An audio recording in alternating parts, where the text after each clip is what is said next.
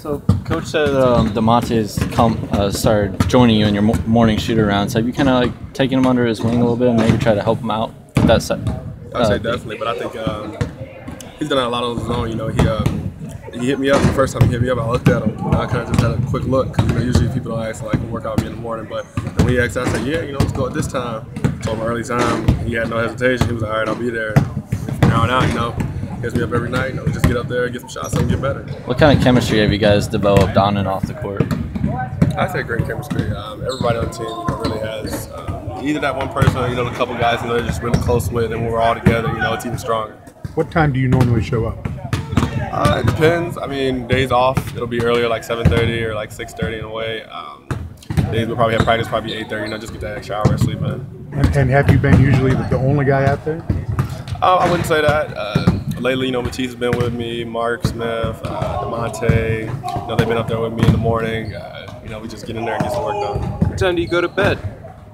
About 10:30. It just all depends. Sometimes we get back from games late.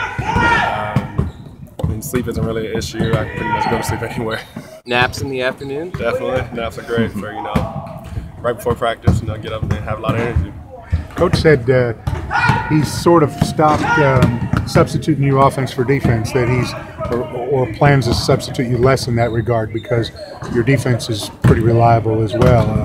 What about defensively? I don't know how do you practice your defense? How have you improved defensively?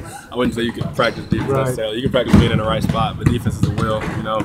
Be in the right place for your teammates. So if they make a mistake, you can cover up for them. Or if you make a mistake, they can cover up for you. And just really honing in on that, I think that's where your defensive level, that's where it will increase. Aaron, Coach said it's going to come a lot on him to avoid that rocky start that you guys got off in the first half. And I know you said in post game that it's going to be the players having to get together as well. Have you guys talked at all about that starting?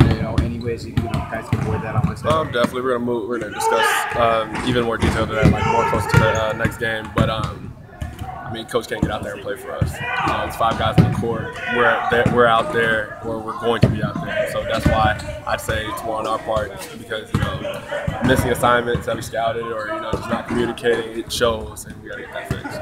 Is Chin Coleman always as loud as he is right now? Yes, that's always Chin. Yeah, that's the great part about Chin. When Brad was hired, it seems to me I remember, didn't your dad come down and watch one of the early workouts, practices, and so forth? What were you guys looking for initially? Was there something you were looking for, or was it just a feeling, wanting to see what it felt like with, it's a new coach, it's a new situation? It really wasn't. I wouldn't say it was more of getting a feel of something. It was whatever he brings to the table, that's what I'm going to apply myself to, and that's what I'm going to make work. Had you already made your mind up, I'm staying? Yes.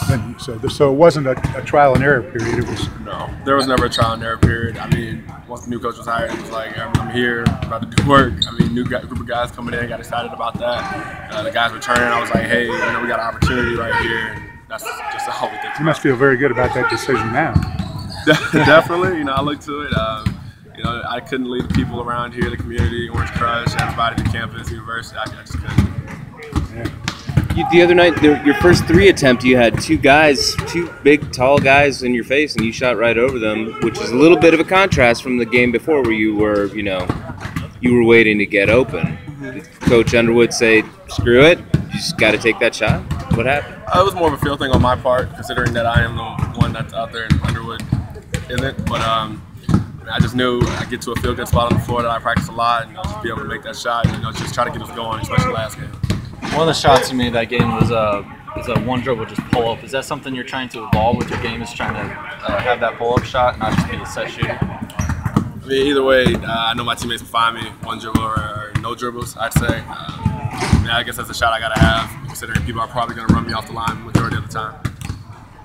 After you hit that one, a handful of those threes in the second half, you were definitely emotional.